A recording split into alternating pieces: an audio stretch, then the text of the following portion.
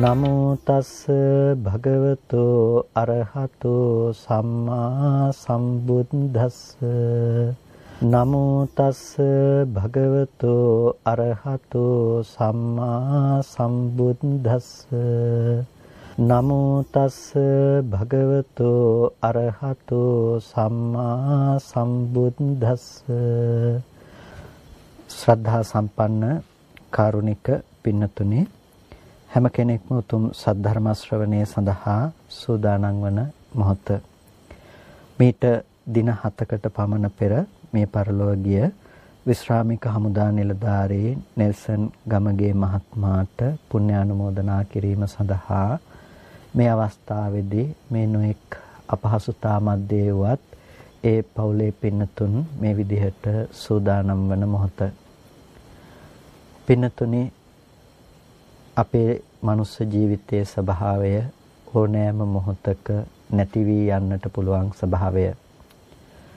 ව්‍යාධි ධම්මෝම්හි ව්‍යාධි ධම්මං අනතීතෝති ගහට්ටේනවා පබ්බජිතේනවා අබින්හම් පච්චවෙක්කිතබ්බං කියලා භාග්‍යතුන් වහන්සේ දේශනා කරන්නට යෙදුනේ. ව්‍යාධි ධම්මෝම්හි, මම ව්‍යාධිය ස්වභාව කොට ඇත්තෙක් වෙමි.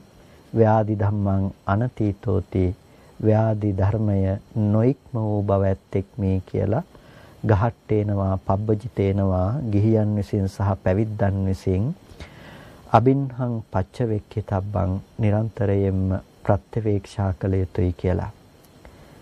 මේ ලෝකයට ඉපදුණු සෑම මිනිසෙක්ම, සෑම පුද්ගලයෙක්ම, සෑම සත්වයෙක්ම මරණය උරුම කොටගෙන, මරණය දායාද කරගෙන, මරණය ස්වභාව කොටගෙනයි පවතින්නේ. ඒ දේ වළක්වන්නට මෙලොව කවරෙකුටවත් පුළුවන් කමක් නැත්තේ නැහැ. ඒ මරණය ස්වභාව කොට පවතින සත්වයාට බුදුරජාණන් වහන්සේ නමක් මේ ලෝකේ පහළ වෙලා ඒ මරණ දුක නැති කරන ක්‍රමය පිළිබඳව, මරණ ධර්මය දුරු කරන මාවත පිළිබඳව අපට දේශනා කරන්නට යෙදෙන්නේ. ඒ මරණ දුක කියන දේ මේ ජීවිතේදීම දුරු කරන්නට පුළුවන්කම තියෙනවා. ඒ වගේම මරණ ධර්මය කියන දේත් අනුත්පාදයට ලක් කරන්නට පුළුවන්කම තියෙනවා. ඒ උතුම් ධර්ම මාර්ගය අපි මේ ජීවිතය තුළ සාක්ෂාත් කටයුතු වෙනවා. ඒ විදිහට තමයි අපිට අපේ ජීවිතය අර්ථවත් කරගන්නට පුළුවන්කම තියෙන්නේ. මනුස්ස ජීවිතයක් ගෙවනකොට අපිට මේ ජීවිතය ජීවත් වන්නට අවශ්‍ය උපභෝග පරිභෝග වස්තු සම්පත් අපිට අවශ්‍ය වෙනවා. ඒ උපභෝග පරිභෝග වස්තු සම්පත් අපිට ඒ සියල්ලක්ම ලැබිලා තිබුණත් ඒ දේවල් හරය කොට අපි කල්පනා කළොත් අපේ ජීවිතය හිස් වූවක් බවට පත් වෙනවා. ලෝකේ බොහෝ කොටම දෙව් මිනිසුන් සහිත ලෝකයා කාමය අනුව ගිහිල්ලා කාමය පරියාපන්නව ජීවත් වෙනවා. ඒක තමයි සාමාන්‍ය ස්වභාවය. ඒ කාමය අනුව ගිහිල්ලා කාමය පරියාපන්නව ජීවත් වෙන ලෝකෙට ඒ කාමය නිසා දුක වෙහෙස විඩාව පැමිණෙනවා. ඒ දුක වෙහෙස විඩාව නැති කරගන්නට කියලා අපි දුකට තවත් දුකකින් ප්‍රතිකර්ම සපයනවා. අපි ඉන්න gedara වහලේ හිල් වෙලා තෙමෙනකොට අපි නොතෙමී ඉන්නට කියලා කල්පනා කරලා අපි ඒ වහලේ සෙවිලි කරලා තියෙන දෙයක් ගලවලා අරගෙන අර තෙමෙන තැන සෙවිලි කළොත් අපිට එතන නොතෙමෙනවා. නමුත් අරක ගලවපු තැන නැවත තෙමෙනවා. අන්න ඒ වගේ තමයි අපි කවුරුත් ජීවිතය තුළ අද ගත කරන අවස්ථාව හඳුන්වන්නට පුළුවන්කම තියෙන්නේ. ජීවිතේට දුක ගලාගෙන එනකොට ඒ දුක නැති කරන්නට කියලා, ඒ වෙහෙස නැති කරන්නට කියලා අපි ජීවිතය තුළ දේවල් හොයනවා. අපි ඊට අනුගතව කටයුතු කරනවා. නමුත් ඒ දේවල් නිසාත් අපේ ජීවිතයට දුක පැමිණෙනවා. අපි නැවත නැවත ඒ දේවල් ආවරණය කරගන්නට තව දේවල් හොයාගෙන යනවා. කොටින්ම කියනවා නම් අපි ප්‍රශ්නයකට උත්තර හොයනවා හැමෝම.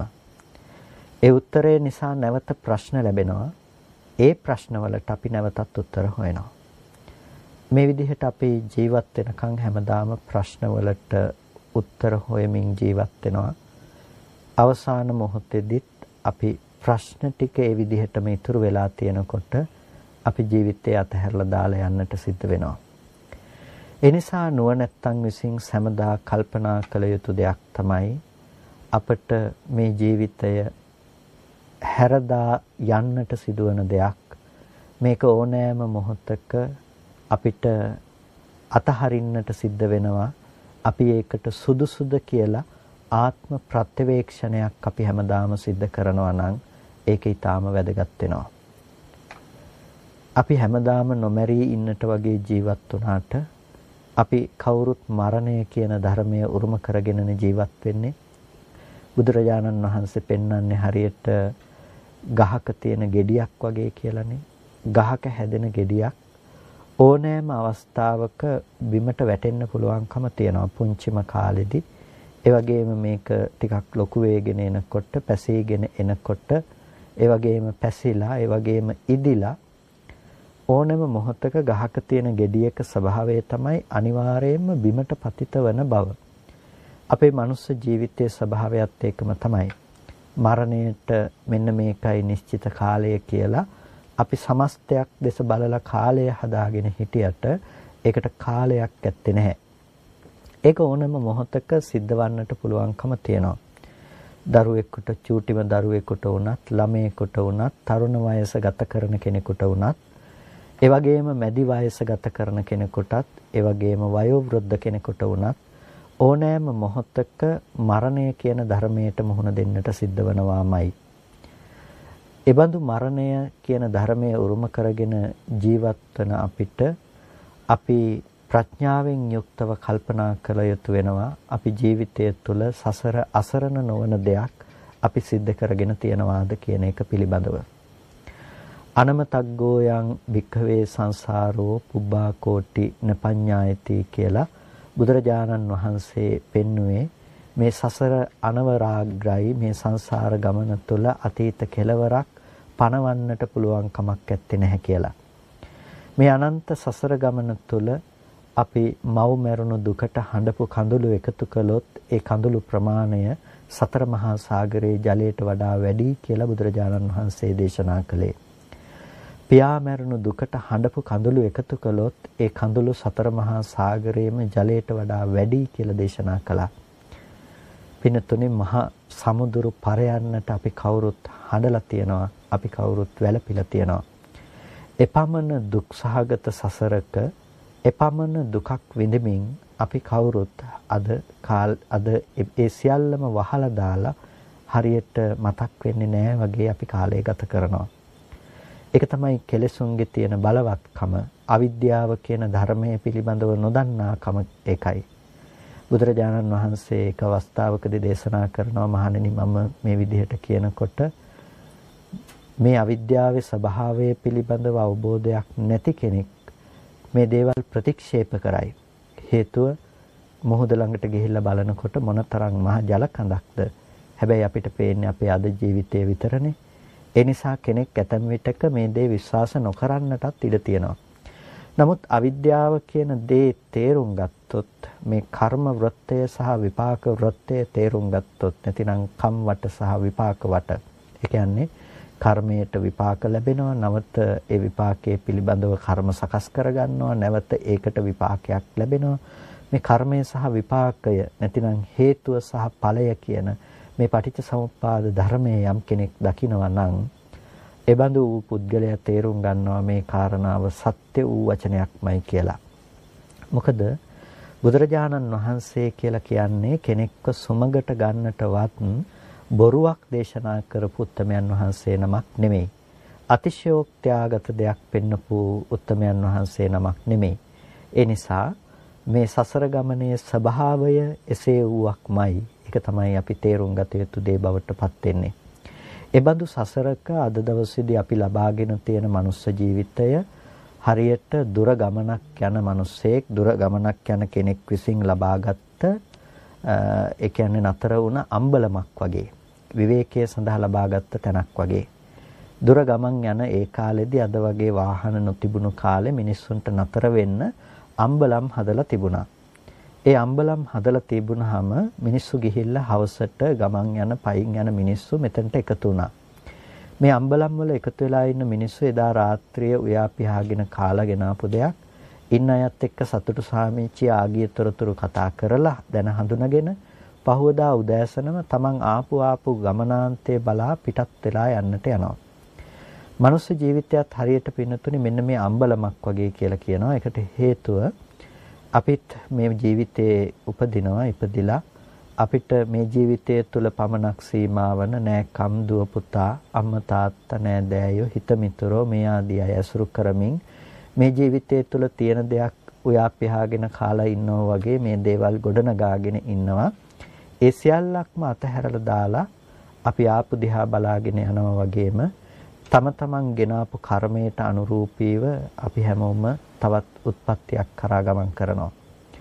කම්මස්ස කෝම්හි කම්මදායාදෝ කම්ම යෝනි කම්ම බන්ධු කම්ම පටිසරණෝ කියලා බුදුරජාණන් වහන්සේ පෙන්වුවේ අපි කර්මය නෑදෑය කරගෙන කර්මය දායාද කරගෙන කර්මය සහායකයා බවට පත් කරගෙන කර්මය ස්වභාවයේ බවට පත් කරගෙන අපි වාසය කරන්නේ. ඉතින් ඒ නිසා කර්මයට අනුරූපීව අපිට යන්න සිද්ධ වෙනවා. තමන් කරපු කර්මයට අනුරූපීව තමන්ගේ අම්මත් ගිහිල්ලා වෙන තැනක උපදින්නේ නැහැ. අපි කරපු කර්මයකට අනුරූපීව අම්මත් තව තැනක උපදින්නේ නැහැ. අපි තව තැනකට යන්නෙත් නැහැ ඒ අම්මා කරපු කර්මයකට අනුරූපීව. ඉතින් මේ විදිහට තමන් කළ කර්මයකට අනුරූපීව තමන්ම ඒකට අදාළ විපාකයේ භුක්ති විඳ යුතු වෙනවා. ඉතින් මෙන්න මේ වගේ තැනක ජීවත් වෙන අපි අද මේ ජීවිතය තුළ සාරවත් දේ ගවේෂණය කළ යුතුයි. සාරවත් දේ කියලා කිව්වේ අපිට ඉතුරු වෙන දේ. පින්නතුනි අපිට මරණයත් එක්ක අපි ගොඩනගන හැමදේම අපිට අහිමි වෙලා යනවානේ. මරණයත් සමග අපි ගොඩනගන හැමදේම අපට අහිමි වෙලා යනවා. ඔබ මොනතරම් උගත්කමක් එකතු කළත් උගත්කම ඔබට අහිමි වෙනවා මරණයත් එක්ක. ඔබ මොනතරම් වර්ණ සම්පත්තියක් එකතු කරගෙන හිටියත් වර්ණ සම්පත්තිය ඔබට අහිමි වෙනවා. ඒ වගේම ඔබ මොනතරම් ධනයක් එකතු කරගෙන හිටියත් ඒ ධනය ඔබට මරණයත් සමග අහිමි වෙනවා. ඔබට මොනතරම් ආදරය කරන දෙමව්පියෝ හිටියත් මොනතරම් ආදරය කරන දරුවෝ හිටියත් ඒ සියල්ලක්ම මරණයත් සමග අතහැරිලා යනවා. එතකොට අපිට මේකත් එක්ක අතහැරිලා යන දේවල් අපි ලෝකේ සාරයි කියලා හිතාගෙන මේ දේවල් ඇසුරු කරනවා නම් පින්නතුනි ඒක ප්‍රඥා සම්පන්න දෙයක් හැටියට බුදුරජාණන් වහන්සේ අපට දේශනා කරන්නේ නැහැ. එහෙනම් අපට දේශනා කරනවා මේ ලෝකේ ඇත්තටම සාරවත් දේ හොයන්න. ඔය අසාරවත් දේ සාරවත් කියලා හිතන මොඩකම ටිකකට පැත්තකින් තියලා අර తాවකාලිකව අහිමි වෙලා යන දේවල් පිළිබඳව ඒව පසුපස්සේ ඕනමට වඩා පන්නගෙන යන්න එපා. ඔබ සාරවත් දේ ගවේෂණය කරන්න කියලා. ඒ සාරවත් දේ අපි ගවේෂණය කරනකොට අපිට ලැබෙනවා කොමක්ද? අපි කර්මය දායාද කරගෙන කර්මය සහායකයක් කරගෙන ඉන්නවා නම් ඒ කර්මය පැත්ත අපිට වෙනස් කරන්න පුළුවන් නම් අන්න ඒක තමයි අද දවසේදී අපි කළ හැකි කළ යුතු බුද්ධිමත්ම දේ බවට පත් වෙන්නේ. ඒ දේ වෙනස් කරනකොට අපිට වෙනස් කරන්නට වෙන්නේ අපි ලෝකයේ පිළිබඳව හඳුනා ගන්නා ක්‍රමවේදය වෙනස් කිරීමෙන්. ඒකෙන් අපිට සියලුම දුක නැති කරන්නට පුළුවන්කම තියෙනවා. බුදුරජාණන් වහන්සේ නමක් ප්‍රතිපදාව පනවනකොට ඒ ප්‍රතිපදාව පනවන්නේ දුක්ඛ දෝමනස්සානං. මේ යම් දුක්ඛයන් තියෙනවා නම් කායික වූ දුක්ඛයන් තියෙනවා නම් මානසික වූ දුක්ඛයන් තියෙනවා නම් මෙන්න මේ දේවල් අස්තංගමයට යවන්නට නැතිනම් මේ දේවල් කෙලවර කරන්නට තමයි බුදුරජාණන් වහන්සේ නමක් ධර්ම දේශනා කරන්නේ. කෙනෙකුට හිතෙන්නට පුළුවන් මොකද්ද මේ බුදුදහම තුළ හැම වෙලාවකදීම දුක පිළිබඳවම කතා කරන්න කියලා. නෑ, බුදුරජාණන් වහන්සේ කතා කරන්නේ හැම වෙලාවකදීම දුකෙන් ඉන්න ලෝකෙට, ඒ කියන්නේ දුක් වූ දේවල්ම හොයාගෙන යන ලෝකෙට සැපය කියන දේ ලබන්නේ කොහොමද කියන දේ. ඒ කියන්නේ දුක නැති කරන්නේ කොහොමද කියන දේ තමයි බුදුරජාණන් වහන්සේ හැම වෙලාවකදීම කතා කළේ. ලෝකයට ජරා මරණ දුකෙන් මිදෙන්න පුළුවන් කමක් නැහැ කියලා පෙන්නලා අපිට ජරා මරණ දුකෙන් මිදෙන විදිහක් ගැන කතා කළා. දුක ගැන නෙමෙයි කතා කළේ, අපි දුකෙන් මිදෙන විදිහ ගැනයි බුදුරජාණන් වහන්සේ අපට දේශනා කළේ. මේ ජීවිතයේ කෙනෙකුට පුළුවන්කම තියනවා ඔහු ප්‍රඥාවෙන් කල්පනා කරලා මේ සියලු දුකෙන් අත මිදෙන්නට පුළුවන්කම තියනවා. ඒක තමයි මේ ශාසනය අපිට ලැබිය හැකි උත්තරීතරම ප්‍රතිඵලය බවට පත් වෙන්නේ. අපි දන්නවනේ අද ලෙඩවීම කියන එක මොනතරම් දුකක්ද කියලා. මරණයටපත් වීම කියන දේ මොනතරම් දුකක්ද කියලා. අන්න ඒ ලෙඩවීම මරණය කියන දුකෙන් අපිට පුළුවන් නම් සදහටම අත් මිදෙන්න, අත් මිදිලා ජීවත් වෙනවා කියන තැනටපත් වෙන්න, නැතිනම් ඒකෙන් මිදිලා ඉන්නවා කියන දේ කරන්න පුළුවන් නම් අන්න ඒක තමයි පින්නතුනි අද අප විසින් කළ යුතු දේ බවට පත් වෙන්නේ. බුදුරජාණන් වහන්සේ අපට මඟ පෙන්වුවේ අන්න ඒ සඳහා. කියන්නේ අද දවසේදීම මේ දුක සාන්දෘෂ්ටිකවම නැති කිරීම සඳහා.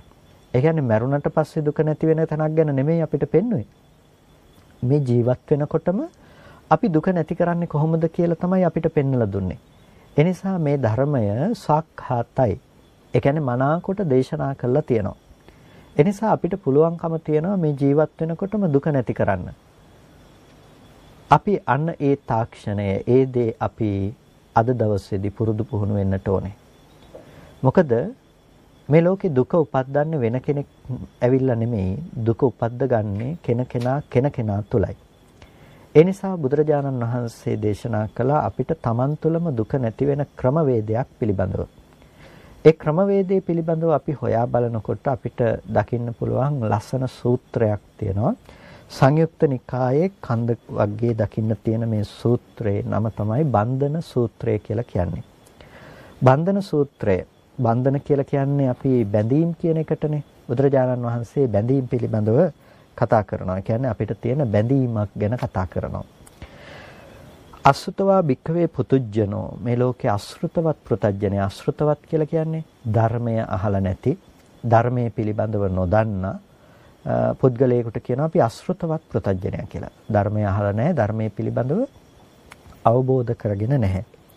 අන්න ඒකේනා සත්පුරුෂයව හඳුනන්නේ නැහැ, ආර්යව හඳුනන්නේ නැහැ. එබඳු ලක්ෂණයෙන් යුක්ත පුද්ගලයා මේ ලෝකේ මොකද කරන්නේ? රූපං අත්තතෝ සමනුපස්සති. රූපය ආත්මවත් කොට කල්පනා කරනවා. ඒ වගේම රූපවන්තං වා අත්තානං සමනුපස්සති. ආත්මය රූපවත් වූවක් කොට කල්පනා කරනවා. ඒ වගේම රූපස්මින් වා අත්තානං, රූපේ කෙරෙහි ආත්මය පිහිටලා තියෙනවා කියලා කල්පනා කරනවා. එහෙම නැත්නම් අත්තනිවා රූපං, ආත්මය කෙරෙහි රූපේ පිහිටලා තියෙනවා කියලා මේ අසෘතවත් ප්‍රත්‍යඥය තේරුම් ගන්නවා. ඔහු දකින්නේ ඒ විදිහට. එතකොට දැන් මේ කිව්වේ මොකද්ද? ඔහු රූපේ පිළිබඳව ඇලෙන ආකාරය. දැන් මේ වචන ටික ඇහෙනකොට මම හිතනවා ආධුනික පිරිසක් සම්බන්ධ වෙනවා කියලා. ඉතින් මේ වචන ටික ඇහෙනකොට ඔබ මහා ගැඹුරු දෙයක් හැටියට කල්පනා කරන්නට එපා. මේක පුළුවන් තරම් සරල කොට පැහැදිලි කරන්නට උත්සාහ කරන්නම්. එතකොට දැන් මේ රූපය පිළිබඳව බුදුරජාණන් වහන්සේ කොටින්ම මේ දේශනා කළේ මෙන්න මේ ටික ගැන කියනවා බුදුරජාණන් වහන්සේ රූප බන්ධනයක් කියලා. රූපේ පිළිබඳව අපි බැඳුණු බැඳුමක්. එතකොට රූප බන්ධන බද්ධෝ කියලා කියනවා. රූප බන්ධනයෙන් බැඳිලා අපි කියලා. එතකොට මෙන්න මේ රූප බන්ධනයෙන් බැඳීම කියන තැන අපිට පෙන්වන්නේ කොහොමද? අපිට මේ රූපය පිළිබඳව තියෙන අදහස නිසා. ඒ රූපය පිළිබඳව තියෙන අදහස තමයි අර හතර ආකාරයකින් දැක්ුවේ. එතකොට අපිට ඒ හතර ආකාරය මොකද්ද? රූපං අත්තතෝ සමනුපස්සති. රූපය ආත්මයක් කියලා හිතනවා. රූපවන්තං වාත්තානං, ආත්මය කියන එක රූපවත් වෙලා තියෙනවා. ඊට පස්සේ රූපස්මින් වාත්තානං, රූපේ කෙරෙහි මේක පිහිටලා තියෙනවා. එහෙම නැත්නම් ආත්මය කෙරෙහි කියලා හිතනවා. දැන් ඕක අපිට සමස්තයක් විදිහට අපි එක එක විදිහට කල්පනා කර ඉන්නේ නැහැ. මෙතනදී පොදුවේ කියන්නේ මේ පුද්ගලයෙක් ඉන්නවා, ආත්මයක් තියෙනවා කියලා අපිට තියෙන හැඟීම.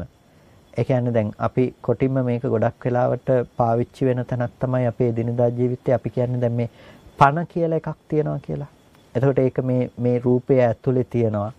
එහෙම නැතිනම් මේ රූපයම තමයි කෙනා, රූපේම තමයි මේ පොඩි කාලේ ඉඳලා මේ විදිහට තිබිලා මේ ලොකු වෙලා මැරිලා යන්නේ. එතකොට මේ රූපයම කෙනා කියලා කල්පනා කරනවා කෙනෙක්.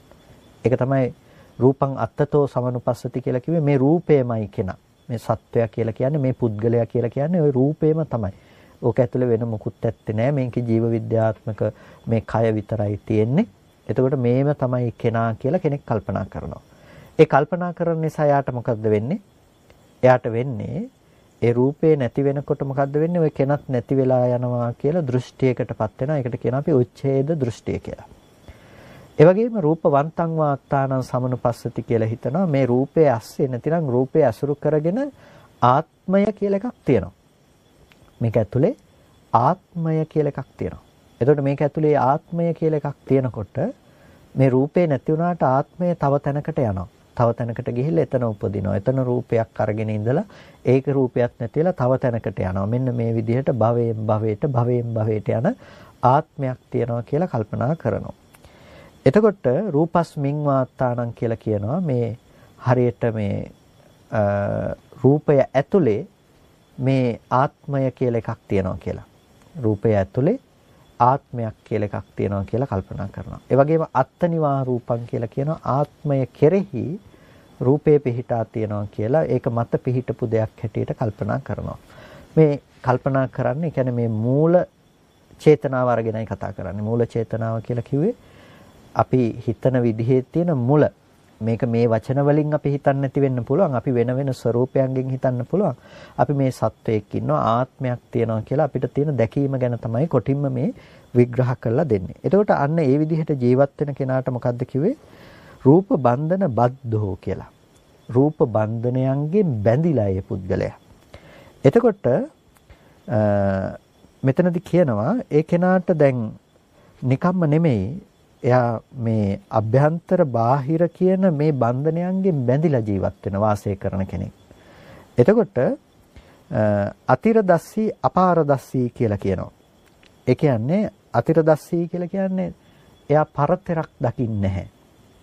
අපාරදස්සී ඒ කියන්නේ තීරයක් දකින්නේ නැහැ. එයා ඒ වගේම පරතරක් පිළිබඳව දකින්නේ නැහැ. සංසාර වර්තේ පිළිබඳව එයා දකින්නේ නැහැ. ඒකේ නා මොකද්ද වෙන්නේ? බද්ධෝ ජායති. බැඳිලම මේ ලෝකේ උපදිනවා. එතකොට බද්ධෝ මීයති. ඒකේ නා බැඳිලම මරණයටපත් වෙනවා.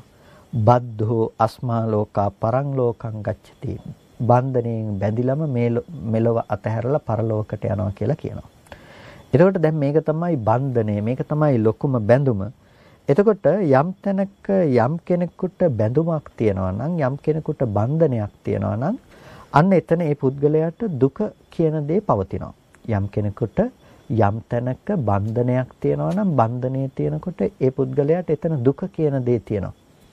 මොකක්ද ඒ දුක? ඒ දුක තමයි අද අපි විඳින සෑම දුකක්ම. ලෙඩවීම, මරණය, මහලු වීම, ජරාව මේ සියල්ලම මේකට ඇතුළත් කරන්න පුළුවන්කම තියෙනවා.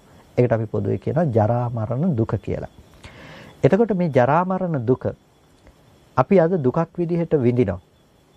එතකොට දැන් මේක ප්‍රභවය වුණේ කොහෙන්ද කියලා අපි බැලුවොත් මේක ඇති වුණේ කොහොමද කියලා අපි ටිකක් මොහොතකට කල්පනා කරලා බැලුවොත් ඔබට දකින්න පුළුවන්කම තියෙනවා මේක ඇති වෙලා තියෙන්නේ වෙන කොහෙන්වත් නෙමෙයි. මේක ඇති කරගෙන තියෙන්නේ තමන් තුළ උපද්දගත් කෙලෙසයක ප්‍රතිඵලයක් විදිහට කියලා.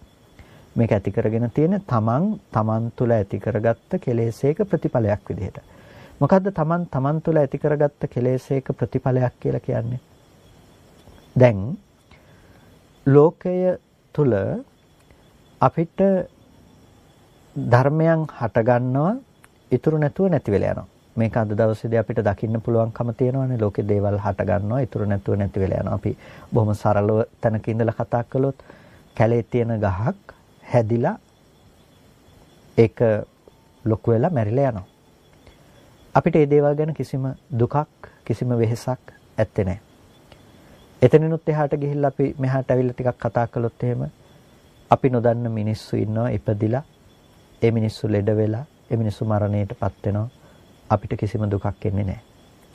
අපි අපේ ජීවිතයේ දිහා හැරලා බැලුවොත් මේක අද දවසේදී අපිට ප්‍රායෝගිකව දකින්න පුළුවන්කම තියෙනවානේ. මේ රෝගයත් එක්ක මිනිස්සු අපි නොදන්න මිනිස්සු ගොඩාක් එක දවසකට ලෙඩ වෙනවා මරණයටපත් වෙනවා. හැබැයි අපිට මේ දේවල් නිසා ජීවිතේට දුක එන්නේ නැහැ.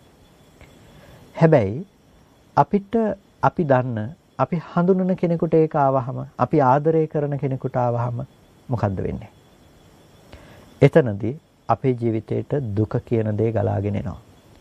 අපි හිතනවා මරණය නිසා අපිට දුක ආවා කියලා.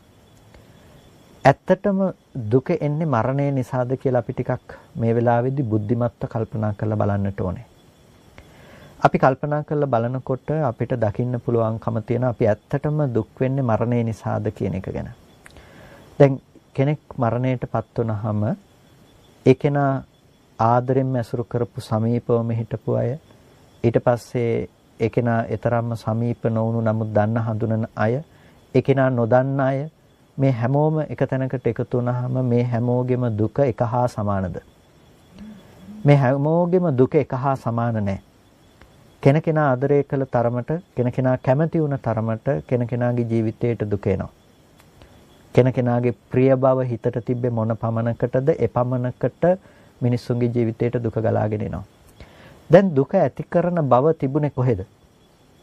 දුක ඇති කරන බව තිබුණේ තමන්ගේ හිතේ අර රූපය පිළිබඳව තිබුණු බන්ධනයනේ. තමන්ගේ හිතේ ඒ පිළිබඳව තිබුණු බැඳීම, ඒ පිළිබඳව තිබුණු කැමැත්ත, අන්න ඒ දේ නිසා තමයි දැන් මේ මිනිස්සුන්ගේ ජීවිතේට මේ දුක ගලාගෙන එන්නේ. අපේ ජීවිතේට දුක ගලාගෙන එන්නේ ඒ හිතේ තියෙන කැමැත්ත. එහෙම නැතිනම් හිතේ තියෙන තණ්හාව කියන දේ නිසා. දැන් කෙනෙකුට පුළුවන් නම් ප්‍රඥාවෙන් මේක කළමනාකරණය කරගන්න. ඒ කියන්නේ තණ්හාවට ඉඩ නොතබා ඉන්න පුළුවන් නම් එයාගේ හිතේ තණ්හාව ඉවත් කරන්න මොකද්ද වෙන්නේ? අර දුක ඇතිවන්නට තියෙන ඉඩකඩ නැති වෙමින් යනවා. දුක ඇති වෙන්න තියෙන ඉඩ නැති වෙමින් යනවා. එතකොට බුදුරජාණන් වහන්සේ අපට දේශනා කළේ අන්න ඒ ප්‍රායෝගික ධම. මොකක් කරලා දුක නැති කරන එකද? අපේ හිත වෙනස් කරලා දුක නැති කරගන්න ආකාරය පිළිබඳව. දැන් අපිට හරි දුකයි මම ලෙඩ වෙනවා කියන එක පිළිබඳව දුකයි. බුදුරජාණන් වහන්සේ ඒකට දේශනා කරනවා අසෘතවත් පෘතජ්ජනයා එකම වේදනාවට දෙපාරක් දුක් විඳිනවා කියලා. එකම වේදනාවට දෙපාරක් දුක් විඳිනවා. කොහොමද? කායික වේදනාවක් විඳිනවා. කායික වේදනාව විඳිනවා විතරක්ම නෙමෙයි. ඒ කායික වේදනාව නිසා මම ලෙඩ වුණා, මගේ අතපය රිදෙනවා, මගේ ඔළුව රිදෙනවා කියලා ඒකම Tamanට ආපු දෙයක් හැටියට කල්පනා කරලා ඒකත් විඳිනවා. මානසිකවත් ඒක උපාදාන කරගෙන වාසය කරනවා. වැඩිපුරම අපි දුක විඳින්නේ පින්නතුනි මානසිකව. කායික දුකට වඩා කෙනෙක් ජීවිතය තුළ වැඩිපුරම දුක විඳින්නේ මානසික දුක කියන එක. කායික වේදනාවත් නැවත නැවත අල්ලගන්නේ මානසිකව. මේට තප්පරයකට කලින් තිබුණු වේදනාව ඔබට දැන් දැනෙන්නේ නැහැනේ. දැන් අලුතෙන්ම උපදින කාය සංපස්සේ නිසා උපදින වේදනාවක් දැනෙන. කායට ස්පර්ශ වීම නිසා දැනෙන වේදනාවක්. එතකොට හැබැයි අපි විඳින්නේ මොකද්ද? පැයක් තිස්සේ මට ලෙඩයි. දවසක් තිස්සේ මට සනීප නැහැ. අපි දුක විඳින්නේ මේ විදිහටනේ. ඒ කියන්නේ තමන්ට ඇලිලා බැඳිලා ඉන්නේ මොන මට්ටමටද? ඒ මට්ටමට තමන්ට දුක එනවා. තමන් ලෙඩ වුණා කියන තැන. අනුන් ලෙඩ වුණා කියන තැනත් ඒ විදිහටම තමයි. එහෙනම් පින්නතුනි මෙතන ප්‍රශ්නේ තියෙන්නේ මොකද්ද? මෙතන තියෙන බන්ධනය තමයි ප්‍රධාන ගැටලුව.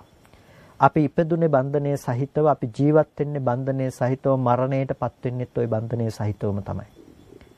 එනිසා බුදුරජාණන් වහන්සේ අපට දේශනා කළ ওই බන්ධනේ නැති කරන ක්‍රමය ගැන. එතකොට මේ බන්ධනේ නැති කරන ක්‍රමය ගැන අපිට දේශනා කරනකොට අපිට පෙන්නුවේ කොහොමද අපි බන්ධනයක් නැතිව ජීවත් වෙන්නේ කියලා. එහෙනම් දැන් අපි ඉස්සෙල්ලා කිව්වනේ මේ ලෝකේ බන්ධනය කියන්නේ මොකද්ද කියලා.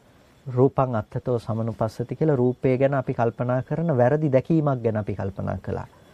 ඒ තමයි අපි රූපය පිළිබඳව ආත්ම සංඥාවකින් කෙනෙක් කියලා රැවටෙන තැනක් ගැන.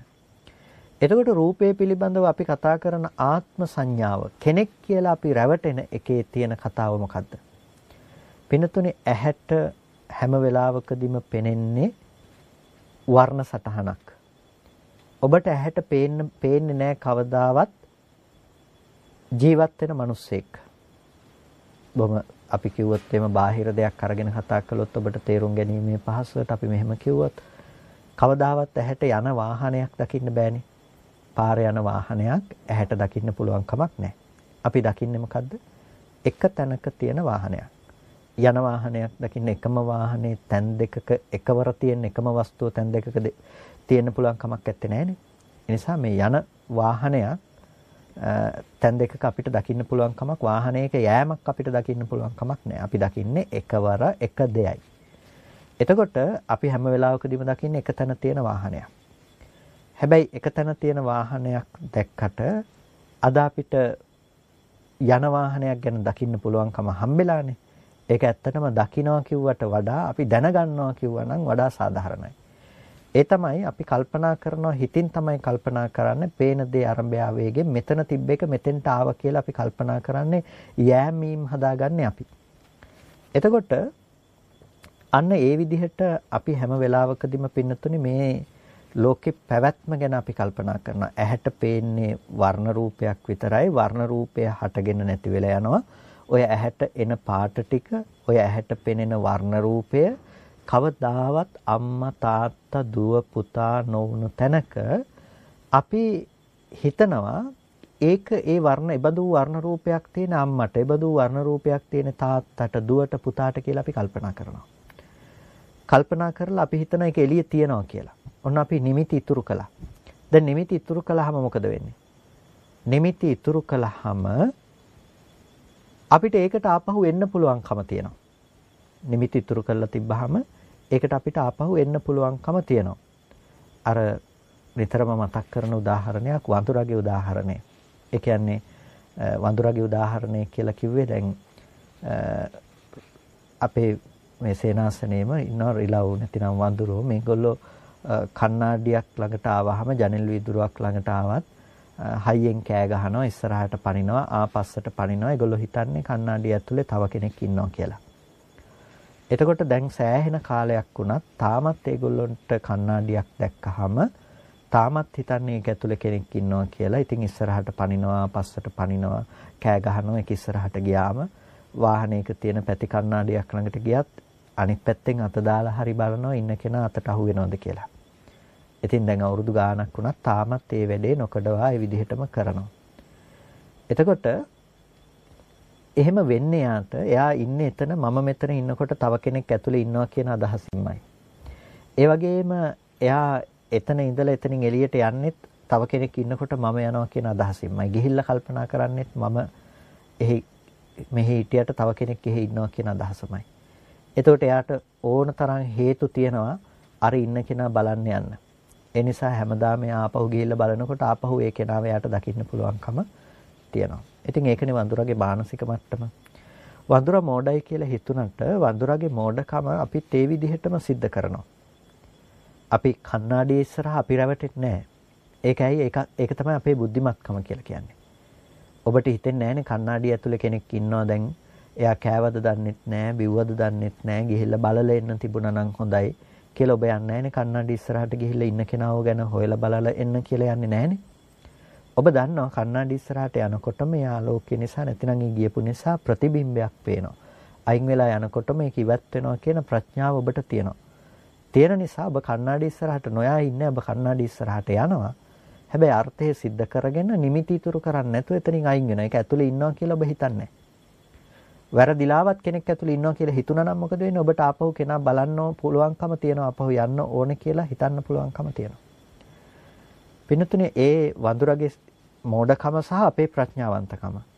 හැබැයි වඳුරා ඉන්නේ කාම භූමිය, අපිත් කාම භූමියේ. එතකොට මේ කාම භූමියට අනන්‍ය වුණ මෝඩකම අපි දුරු කළත් නැහැ. ඒකත් මෙතන තියෙනවා. මොකක්ද මේ මෝඩකම? මොකක්ද මේ අවිද්‍යාව? රූපය කියන දේ ඇහැට පැමිණෙනවා. හැම වෙලාවකදීම ඇහැට රූපයක් පතිත වෙනවා. ඒ ඇහැට ආපු රූපය ඇහැ පෙන්නන විදිහට ඇහැට ආවට පස්සේ අපි දැනගන්නවා. ඇහැට ආවට පස්සේ අපි හිතින් දැනගන්නවා. ඒ වුණාට ඒ තුන්දෙනෙකුගේ එකතුව වෙච්ච තැනක අපිට පෙනීම කියන සිදුවීමක් ඇති වෙනවා. ඒ සිදුවීම පිළිබඳව අපි හිතින් කල්පනා කරනවා. අපි හිතින් මානසිකාරය කරනවා. මොනව ආශ්‍රය කරගෙනද? මීට පෙර තිබ්බ නිමිතිත් එක්ක අපි හිතලා බලනවා. මීට පෙර තිබ්බ නිමිතිත් ඒවට කියන ආශ්‍රව කියලා. ඒකට ඒ ආශ්‍රවත් එක්ක අපි පුරුදු කරලා බලනකොට මොකද්ද හිතෙන්නේ අපිට? අපි හිතනවා අර එළියේ තිබුණේ අම්මා නැතිනම් එළියේ ඉන්නේ තාත්තා, එළියේ ඉන්නේ දරුවා කියලා අපි කල්පනා කරන අර දැනගන්න විදිහ අනුව. එතකොට දැන් ඒක නිර්මාණය කළේ මොකද්ද? කවදාවත් රූපය අම්මා නොවුණු තැනක, ඇහැ අම්මා නොවුණු තැනක, හිත අම්මා නොවුණු තැනක අපිට අර හේතු ටික ඔක්කොම වහලා අම්මා කියලා චිත්‍රයක් අඳිනවා සම්පූර්ණව. දැන් අර හේතු ටික එකක්වත් පේන්නේ අපි හිතනවා අම්මා කියලා. දැන් එතකොට අපි දැනගන්න අම්මව අපි හැමදාම හිතින් ඇසුරු කරනවා. අපි හිතනවා ඒ අම්මා එළියේ ජීවත් වෙන කෙනා කියලා. ওই මෝඩකම තමයි අපි හැමදාම කරන්නේ.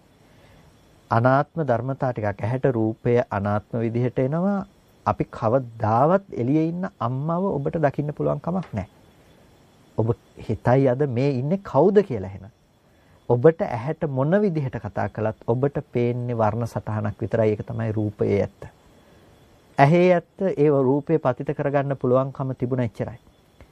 එතන හිතේ ඇත්ත තමයි වර්ණ සටහන දැනගන්න පුළුවන්කම තිබුණ. ඔය ටිකත් එක්ක තමයි පෙනීම කියන දේ ඇති උනේ. මෙන්න මේ සුද්ධ වූ ධර්මතා ටිකක් පැවතුණු තැනක ඔබ මානසිකව කල්පනා කරලා ඔබ අම්මා කියලා ආදරණීය කෙනෙක් ඇසුරු කරන්න පුළුවන් කියලා ඔබ හිතින් සංකල්පයක් ගොඩනගා ගත්තා. දැන් ඔබ ආදරය කරන්නේ අන්න ඔය සංකල්පය නිසා. ඒක ඇලිය යුතු දෙයක් හැටියට පෙන්නන සංකල්පය නිසා තමයි ඔබ ඒකට ඇලෙන්නේ. ඔබ කොයි වෙලාවකවත් කැමති වෙන්නේ අර ඇහැට ආපු රූපේට නෙමෙයි. රූපේ ඇත්ත මොකද්ද? ඒ මොහොතේ හටගෙන ඉතුරු නැතුව නැති වුණකම. හරියට ඔබ කණ්ණාඩි ඉස්සරහට ගියාම ඡායාව වැටුණා. එතනින් අයින් වෙනකොට නැති වුණා වගේ ඔය වැටුණු එළිය ඇහැට වැටුණු වර්ණ සටහන නැවත කවදාවත් ඇහැට එන්නේ නැහැ. ඒක ගෝචර කරගත්ත රූපය මේ ඇහැ පැත්ත නැවත කවදාවත් හටගන්නේ. ඒක දැනගත්ත හිත නැවත කවදාවත් උපදින්නේ. ඔය ධර්මතා තුන හටගෙන ඉතුරු නැතුව නැති වෙලා යනවා.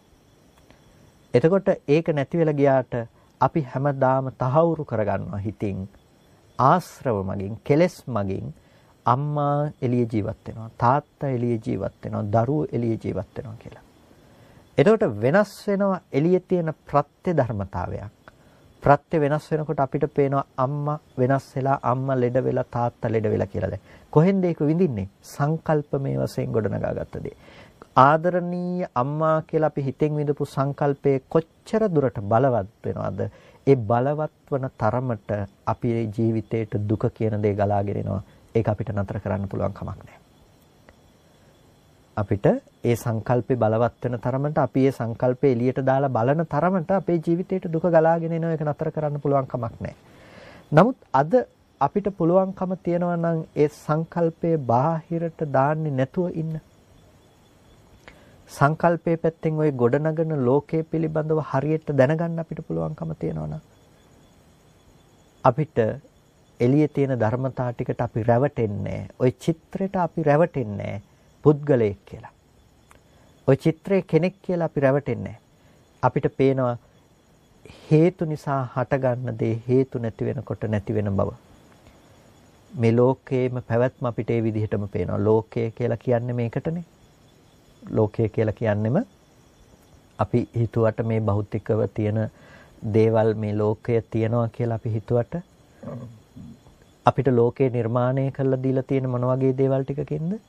ඇස, කන, නාසය, දිව, ශරීරය, මනස කියන මේ දේවල් ටිකනේ. ඔබ ලෝකය කියලා සිහිපත් කරන්නේ එක්ක ඇහෙන් දැකපු රූප නිමිත්තක් පිළිබඳව. දැන් ඒ රූප නිමිත්ත මේ මොහොත වෙනකොට නැහැනේ. ඒ පැත්තේ නිමිති ඉතුරු කරලා තිබ්බහම තමයි ඔබට ලෝකය තියෙන්නේ. හැබැයි ඒ රූපේ මේ මොහොතේ හටගෙන ඉතුරු නැතුව නැති වුණා. ඒ නිසා ඔබට කවදාවත් කියන්න පුළුවන් කමක් නැහැ ලෝකයේ එළියේ තියෙනවමයි කියලා. ඔබ ආපහු ගිහිල්ලා බලනකොට අලුතෙන්ම රූපයක් ඇහැට පෙනෙයි. එතකොට ඇහැට රූපයක් පේනකොට ඒ රූපය මේ මොහොතේ හටගෙන ඉතුරු නැතුව නැති වෙනවා. ඒක ඔබට දෙවෙනි මොහොතක දකින්න පුළුවන් කමක් නැහැ. එතකොට මේ විදිහට හුදු හටගෙන නිරුද්ධ වෙන ධර්මතා රාශියක පැවැත්මක් විතරයි තියෙන්නේ. ඒක තමයි ලෝකය කියලා කියන්නේ. හටගෙන ඉතුරු නැතුව නැති වෙන ධර්මතා ටිකක්. එතකොට මේ ධර්මතා ටිකක් පිළිබඳව අපි නොදන්නා කමින් අපි ඒවල නිමිති ඉතුරු කරනවා. අම්මා, තාත්තා, ගෙවල් දොරවල්, ගස් කොළන්, මේ මිනිස්සු, යාන වාහන, මේ විදිහට අපි ලෝකේ අපි නිමිති ඉතුරු කරනවා. අන්නේ නිමිති රාශියක් අපි ලෝකෙ පැත්තේ ඉතුරු කරලා තිබ්බහම මොකද වෙන්නේ? ඒ නිමිති රාශියක් ලෝකෙ පැත්තේ ඉතුරු කරලා තිබ්බහම දැන් ඒ දේවල් වෙනස් වෙනකොට අපිට පේනවා අපේ අර බැඳීම් අනුරූපීව ඒ අපි කැමති වෙච්ච දේවල් වෙනස් වෙලා යනවා වගේ. එතකොට අපේ ජීවිතේට අපි දුක ගලාගෙන එනවා. අපි හැමදාම විඳින්න පින්නතුනේ සංකල්පමේ වශයෙන් ගොඩනගාගත්ත ලෝකෙක සංකල්පමේ වශයෙන් දුක විඳිනවා. අපි බැඳීම අපි බලාපොරොත්තු මොන මට්ටමටද තියාගෙන ඉන්නේ ඒ මට්ටමට අපි හැමදාම දුක් විඳිනවා. දෙමව්පියෝ දරුවෝ ගැන හිතලා දුක් විඳිනවා කියලා දුක් වෙනවා කියලා තමන්ගේ හිතේම සිතුවිල්ලක් පිළිබඳව දුකටපත් වෙනවා. සංකල්පයක් පිළිබඳව දුකටපත් වෙනවා. දරුවෝ දෙමව්පියෝ ගැන හිතලා හරි දුකයි කියලා කියනවා. හැබැයි ඇත්තටම සිද්ධ වෙන්නේ මොකද්ද? තමන්ගේ හිත පැත්තෙම දෙයක් හිතලා දුකටපත් වෙනවා වගේ. මේක හරියට චිත්‍රපටි බලනවා වගේ දෙයක් නේ. චිත්‍රපටි බලනවා වගේ දෙයක්. ඇයි එහෙම කියන්නේ? දැන් මම ඔකට කියන්නේ ඔබ යම් වෙලාවක චිත්‍රපටියක් බලාගෙන ඉන්න කෙනෙක් ඔබ දකිනවා. හැබැයි ඔබට චිත්‍රපටියේ පේන්නේවත්, ශබ්ද ඇහෙන්නේවත් නැහැ. ඒ කෙනා දිහා ඔබ බලාගෙන ඉන්නවා. ඔබ බලාගෙන ඉන්නකොට ඔබට පේනවා හිටපු ගමන් hina වෙනවා, ආපහු ඔහේ බලාගෙන ඉන්නවා, ආපහු hina වෙනවා, ආපහු අඬනවා. ඔබට මොකද හිතෙන්නේ? ඔබ හිතයි මේ මානසික රෝගයක් වගේ නේද කියලා. ඔබ දන්නේ නැත්නම් චිත්‍රපටියක් බලනවා කියන එක, ඇහෙන්නේ නැත්නම් ශබ්දයක්, ඔබ හිතයි මේ මිනිහයාට පිස්සු කියලා. පින්නතුනේ අපිත් කරන්නේ දෙයම තමයි. දැන් අපේ සංකල්පේ තව කෙනෙකුට අදාළ නැහැනේ. අපි දකින්නේ හැමදාම හිත පෙන්වන චිත්‍රපටි ටික තමයි. අපි සංකල්පමේ වශයෙන් ගොඩනගා ගන්න. අපි කියනවා අම්මා ගැන මම හිතනවා මට හරි දුකයි, තාත්තා ගැන මම හිතනවා මට හරි දුකයි. අපි තමන්ගෙම සිතෙන් නැවත නැවත සිතුවිලි උත්පාදනය කරගෙන ඒක පස්සේ ගිහිල්ලා අපි හරියට දුකයි කියලා අපි දුක උපද්දගෙන තියෙනවා. සිතුවිල්ලක් පිළිබඳව පුද්ගලයෙක් කියලා දාලා අපි පුද්ගලයා කියන දේ ලෝකේ ජීවත් වුණා කියලා හිතලා අපි දුක උපද්දගෙන තියෙනවා. මේක හරියට අර චිත්‍රපටිය බලනවා වගේ තමයි. තමන්ගෙම හිතින් පෙන්වන චිත්‍රපටිය දිහා බලාගෙන තමන්ම දුක් වෙනවා. තමන්ම සතුට වෙනවා. තමන්ම ඔහේ බලාගෙන ඉන්නවා. මේ ලෝකේ හරි අසරණයි පින්නතුනේ. එක රාමුවකට විතරක් කොටු වෙලා, එක තැනකට විතරක් කොටු වෙලා තමන්ගේ රාමුව ASCII තමන් ජීවත් වෙනවා. තමන් ඉන්නේ ඒ කොටුව ඇතුලේ, ඒ රාමුව ඇතුලේ විතරයි. එතනින් එහාට උන්ට පරතරක් හොයන්න පුළුවන් කමක් ලැබිලා නැහැ. ඒ නිසා ඔවුන්ට ඒ පරතරක් හොයන්නට බැරිකම නිසාම ඔවුන් දුක කියන දේ උරුම කරගන්නවා හැමදාම. ඒ නිසා අපිට පෙන්වුවේ මේ රාමුව ඇතුළට කොටු වෙන්න එපා, මේකේ යථාර්ථය දකින්න. ඔබ යම් වෙලාවක දැක්කොත් ඔබ සංකල්පයක් උපද්ද ගන්න විදිහ ගැන, ලෝකේ පවතින ධර්මතාවය මොකක්ද කියලා ඔබ තේරුම් ගත්තොත්, අන්නේ ධර්මතාවය මොකක්ද කියන එක ඔබ තේරුම් ගන්න සෑම අවස්ථාවකදීම ඔබට දුක උපද්ද ගන්න දේවල් හදා ගන්න තැනක් නැති වෙයි. දුක උපද්ද ගන්න, හදා ගන්න දේවල් හදා ගන්න තැනක් නැති වෙයි. ඇයි? ඔබ දකිනවා නම් ඇහැ අනිත්‍යයි, රූපය අනිත්‍යයි, චක්කු විඥානය අනිත්‍යයි කියලා. එතකොට ඒ විදිහට දකිනකොට ඇහැ රූප චක්කු විඥාන කියන මේ ධර්මයන් අනිත්‍යයි කියලා ඔබ දකිනකොට ඔබේ බඳු රූපයේ පිළිබඳව ඔබ කල්පනා කරන්න යන්නේ ආත්ම භාව වශයෙන්. ඔබ දකිනවා රූපය මේ මොහොතේ හටගෙන ඉතුරු නැතුව නැති වෙන ධර්මයක් නම් ඒක ඇතුලේ ආත්ම තියෙන්න පුළුවන් කමක් නැහැ කියලා. ඔබ දකිනවා ඒ තුල තියෙන හේතුඵල ධමයක්. ඔබ දකිනවා ඒක හේතුව සහ ඵලයක්, හේතු ටිකක් නිසා එකතු වෙන ඵලයක් කියලා පේනවා කියන එක. හේතු ටික නැති වෙනකොට ඵලයේ තියෙන්න පුළුවන් කමක් නැහැ කියලා ඔබ අවබෝධ කරගන්නවා. ඇහැ කියලා කියන්නේ උපවත් බවක්. කණ්ණාඩියක තියෙන අර දර්පණ තලයක් නැතිනම් බාහිර තියෙන වර්ණ සටහනක් පතිත කරගන්න පුළුවන්කම ඇහි තියනවා වගේ. කියන්නේ දැන් කණ්ණාඩියක තියෙන උපවත් බවකට පුළුවන් බාහිර තියෙන දේ පතිත කරගන්න. අන්න ඒ වගේ කියලා හිතනවා. දැන් අපි ඇහැ කියන දේත් කතා කරන්නට වෙන්නේ ඒ වගේ අර්ථයකින්. ඒ කියන්නේ ඇහි චක්කු ප්‍රසාදයට පතිත වෙනවා අර බාහිර තියෙන වර්ණ රූප, වර්ණ සටහන්. එතකොට බාහිර තියෙන වර්ණ සටහන් අර චක්කු ප්‍රසාදයට ඇහෙත් පැත්තේ තියෙන උපවත් බවට එකතු වෙනකොට, ඒ පැත්තට පතිත වෙනකොට අපි එතෙන්ට හිත යොමු වුණාට පස්සේ රූප දකින්නවා කියලා කියනවා. අපි කොයි වෙලාවකවත් දැකලා තියෙන ඇත්තටම එළියේ තියෙන රූපේ නෙමෙයිනේ. අපි දකින්නේ ඇහැට ආපු වර්ණ සටහන. ඒකට කියනවා ආපාතාගම කියලා වචනයක්. කියන්නේ ඇහැට ආපු වර්ණ සටහන. ඇහැ පෙන්වන්නේ යම් විදිහකටද ඒ විදිහට තමයි පින්නතුනේ අපිට මේක දකින්න පුළුවන්කම තියෙන. වෙන විදිහකට නෙමෙයි. ඇහැ පෙන්වන විදිහට දකින්න පුළුවන්කම තියෙනවා. ඒ නිසා තමයි ලෝකේ කෙනකෙනාට රූප පේන විදිහ වෙනස් වෙන්නේ. ත්‍රිසංගත සත්වෙකුට ලෝකේ දකින්න විදිහයි අපි දකින්න විදිහයි වෙනස් වෙන්නේ. දෙවියෙක් දකින්න විදිහ වෙනස් වෙන්නේ. ඇහැ වෙනස් වෙනකොට රූප පේන විදිහ වෙනස් වෙලා තියෙනවා. ඒ නිසා අපිට කියන්න පුළුවන් කමක් නැහැ එළිය අපිට පේන එක තමයි හරිම පෙනීම කියලා. මොකද අපි දැකලා තියෙන ඇහැ අපිට පෙන්වන නිසා. පෙන්වන විදිහට. ඇහැ කියලා කියන්නේ හේතුව නිසා උපදින දෙයක්. මොනවද? අවිද්‍යාව, කර්ම, තණ්හා, ආහාර නිසා උපදින දෙයක්. අවිද්‍යා කර්ම තණ්හා කියලා කියන්නේ හිත පැත්තෙන් අපේ හිත මේ රූපය සකස් කරන්න උපකාර වන පැත්ත ගැන. මම මේ වෙලාවේදී ඒක ගැඹුරින් විග්‍රහ කරන්නට යන්නේ නැහැ. ආහාර කියන්නේ කන බොන ආහාරයේ පැත්තෙන් උපදින ඕජාමය සාරයේ පැත්තෙන් උපකාර කරන එක. ওই ටිකෙන් තමයි ඇහැ හදන්නේ. ඉතින් ඇහැ හැදුණු නිසානේ රූපය එන්නේ. ඒ නිසා රූපයට තියෙන්නේ ඇහි විදිහට තමයි රූපේ පෙන්වන්නේ. ඒ නිසා රූපයට කතා කරන්නේ ඒ හේතු ටිකම තමයි. එතකොට ඒ ටිකට ඒ ඇහැට අනුරූපව තමයි එතන තමයි හිත හටගන්නේ නැතිනම් වස්තුව බවට පත් කරගන්නේ අර රූපය දැනගන්නවා. ඔන්න ඔය තුන්දෙනා එකතු වෙච්ච තැනක අපි කියනවා පෙනීම කියලා.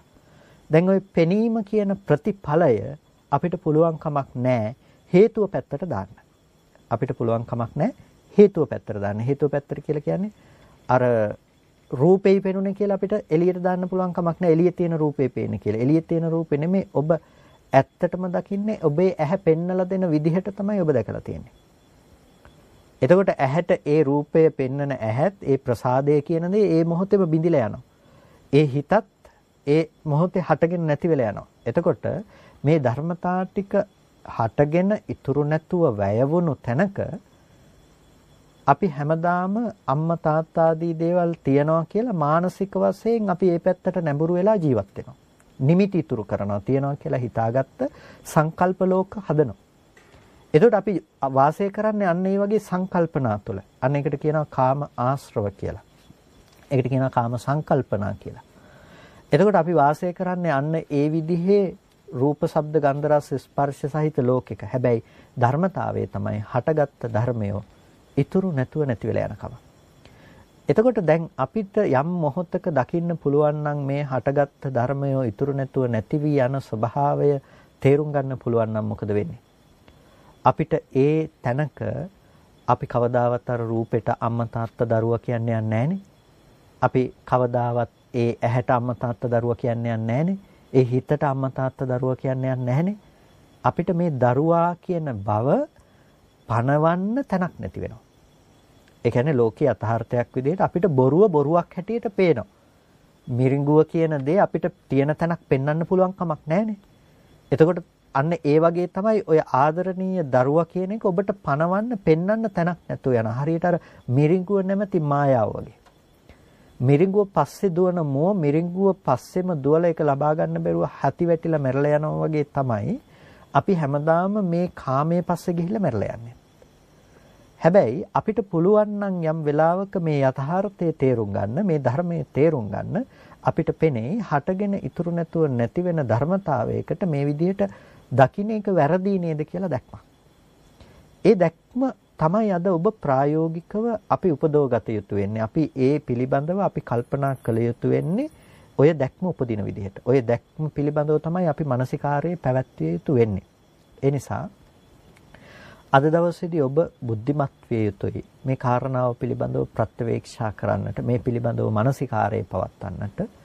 එතකොට අපිට මේ තුලින් පුළුවන්කම තියනවා දැන් රූපය පැත්තේ අපිට තමන්ව හම්බ වෙන්නේ නැත්තම්, අපිට හටගෙන ඒ මොහොතේ නැති වෙන ඇහැ තමන් කියලා හිතෙන්නේ නැත්තම්, හිත තමන් කියලා හිතෙන්නේ නැත්තම් ඒ මොහොතේ හටගෙන ඉතුරු නැතුව නැති වෙලා යන.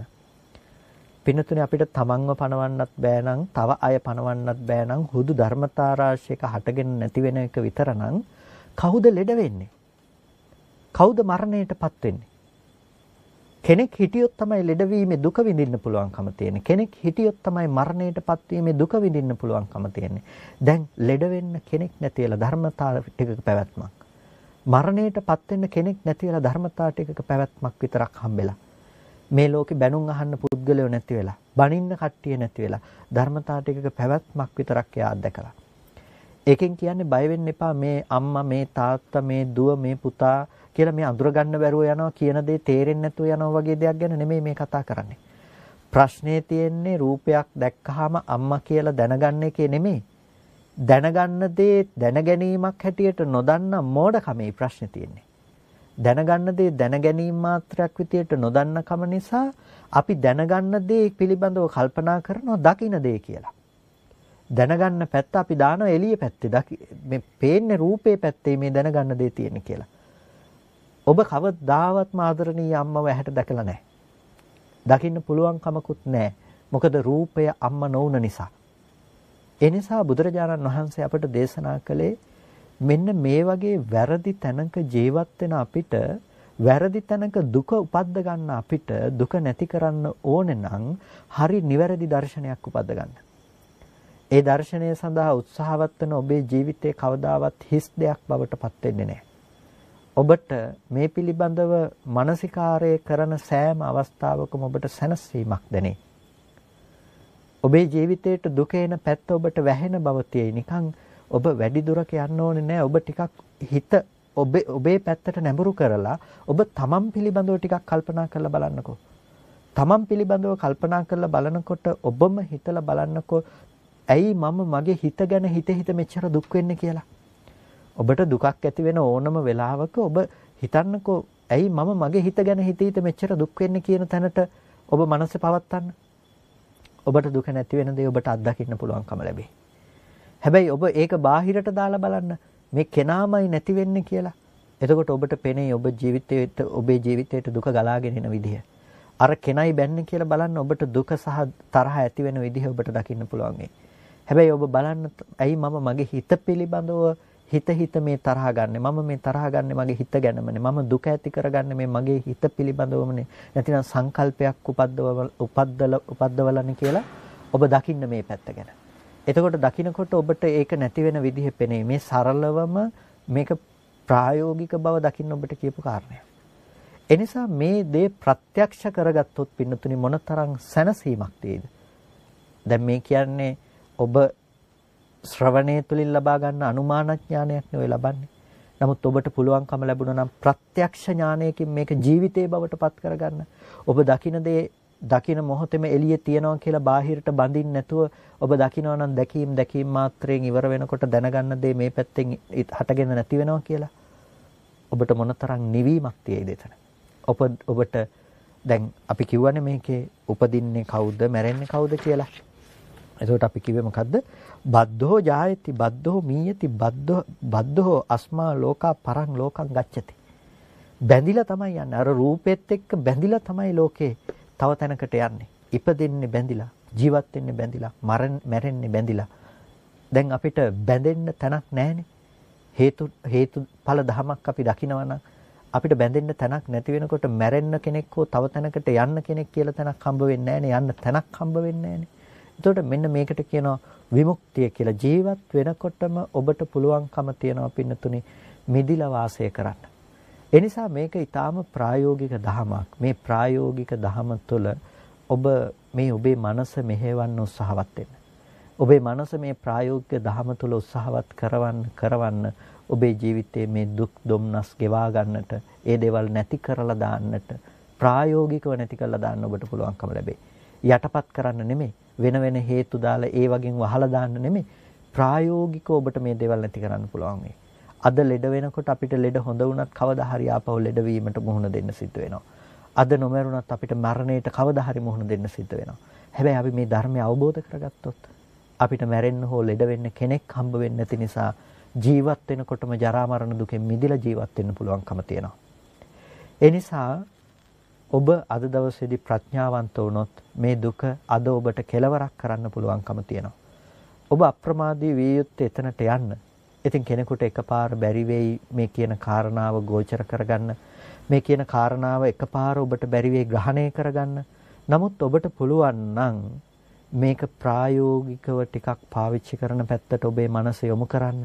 එදිනෙදා ජීවිතය තුළ වැඩි අවශ්‍ය නැහැ. ඔබට පුළුවන් නම් අරමුණු පහක් ඔබට හිතට දැනෙන අරමුණු පහක් පිළිබඳව ඔබ හොඳට නුවණින් දකින්න.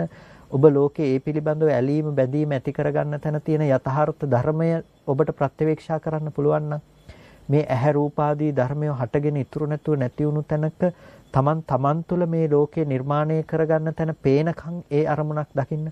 උදාහරණයක් ඇටියට දරුවා කියන ඔබට හිතෙන තැන ඔබ අරගෙන බලන්න හොඳට මානසිකාරය කරලා වෙලාව අරගෙන ඔබ හොඳට මානසිකාරය කරලා බලන්න ඇහැට රූපය හටගෙන ඉතුරු නැතුව නැති වෙනකොට ඇහැ හටගෙන ඉතුරු නැතුව නැති වෙනවා. ඒත් එක්ක හිත හටගෙන ඉතුරු නැතුව නැති වෙනකොට අපි හිතෙන් කෙලස් ටික එකතු කරලා හැටි. එතකොට මේ කෙලස් ටික එකතු කරන්නේ අපි අර ධර්මතාව ටික හටගෙන ඉතුරු නැතුව නැති වුණු තැනක එතකොට මේ ධර්මතාව ටික දරුවා නොවුණු තැනක කවදාවත් දරුවා නොදැක්ක තැනක දරුවව විඳින මානසික මට්ටම ගැන ඔබ දකින්න පුරුදු වෙන්න. අවස්ථා පහක ඔබ මේක මෙනෙහි කරන්න පටන් ගත්තොත් ඔබට ඒක තුලම දකින්න පුළුවන්කම තියෙයි මේකේ පූර්වාපර විශේෂණයක්. ඒ කියන්නේ කලින් හිටපු පුද්ගල බව ඔබට වෙනස් වෙලා යන බව ඔබට දකින්න පුළුවන් වෙයි. බහුලීකృత කිරීමෙන් ඔබට ලැබෙන විපාකය, ලැබෙන ආනිසංසය ගැන මොන කතාවක්ද? ඒ නිසා මේක ටිකක් ඔබ භාවිත කරන්න. ඒකත් එක්කම ඔබ ඔබේ ජීවිතය අප්‍රමාදී වීම පිණිස ඔබ තවත් කුසල ධර්මයන්හි නිරත වෙන්න. නිරන්තරයෙන්ම යහපත් මානසිකාරයන් තුළ හිත තියන්න, ලෝකේ අසාර දේවල් පස්සෙම පන්නගෙන යන්නේ නැතුව. ඒ වගේම ඔබ හිතට තවත් සමත භාවනාවක් පුරුදු කරන්න. හිතට බුද්ධානුස්සතිය, බුදුරජාණන් වහන්සේ ගැන බුදු ගුණ සජ්ජායනාවක් හිතින් නැවත නැවත සිද්ධ කරන්න. හිතට නැවත නැවත ඒ වගේ දෙයක් පුරුදු කරන්න. මෛත්‍රී භාවනාවක් වඩන්න, චිත්ත ඒකාග්‍රතාවයේ ගොඩනගා ගන්න. ඒ මානසික මට්ටම ඊටාම වැදගත් මෙතනට යන්න. ඊට පස්සේ කායානුපස්සනාදී සතර සතිපට්ඨානයක හිත දියුණු කරන්න, හිත වඩන්න. ඒක ඊටාම වැදගත් අර කියන ලෝකෝත්තර දර්ශනයේ ළඟට ඔබට ක්‍රමක්‍රමයෙන් හිත ගන්න. මොකද කෙලෙස් සහිත, කෙලෙස් බරින් මැඩුණු කෙනෙකුට කවදාවත් පුළුවන් කමක් නැහැ මේ යථාර්ථයේ තේරුම් ගන්න. ඒ නිසා කෙලෙස් අඩු වෙන තරමට තමයි ඔබට පුළුවන්කම ලැබෙන්නේ මේ යථාර්ථයේ තේරුම් ගන්න. ඒ නිසා ඔබේ හිත භාවිත කරන්න. හැබැයි ඔබට අද මේ ධර්මයේ ගැඹුරුයි වගේ තේරෙන්න පුළුවන්. අතහැර ගන්න එපා. ඔබ කොහේ ගියත් ඔබට ඔය ස්කන්ධ ධර්මතා ටික පිළිබඳව අවබෝධ කරගන්න වෙනවම තමයි. ඔබ ওই විදිහට රූපේ පිළිබඳව ඔබ ඇති කරගන්න ආත්ම සංකල්පනාව ඔබට ඉවත් කරන්න වෙනවම තමයි. ඔය කියපු විදිහට ඇහැට පෙනෙන රූප ගැන ඔබට ඔය විදර්ශනා නුවණ පවත්වන්න වෙනවම තමයි. ඔය හිත පිළිබඳව ඔබට විදර්ශනාව පවත්වන්න වෙනවම තමයි. ඒ නිසා අතහැර ගන්න එපා. ඒක කොහොම හරි තේරුම් ගන්න උත්සාහවත් වෙන්න. ඉතින් අද දවසේදී ආධුනිකවම ඇහුවනම් කෙනෙකුට මේක තේරුම් ගන්නට ටිකක් අපහසු වෙන්නත් පුළුවන්, ටිකක් ගැඹුරු කාරණා ඇතුළත් වෙන්න පුළුවන්. හැබැයි ඔබට මේක තේරුම් ගන්න අපහසු වුණා නම් ඔබ වඩාත් තවදුරටත් තේරුණ කෙනාට වැඩිය අප්‍රමාදී වෙන්න ඔබට මොකක්වත්ම තේරුනේ නැත්තම්. මෙච්චර බුද්ධ ශාසනයක් ලැබිලා, මනුස්ස ජීවිතයක් ලැබිලා, ඔබ නිස්කාරණ දේවල් වෙනුවෙන් මේ ජීවිතේ වැය කරනවා.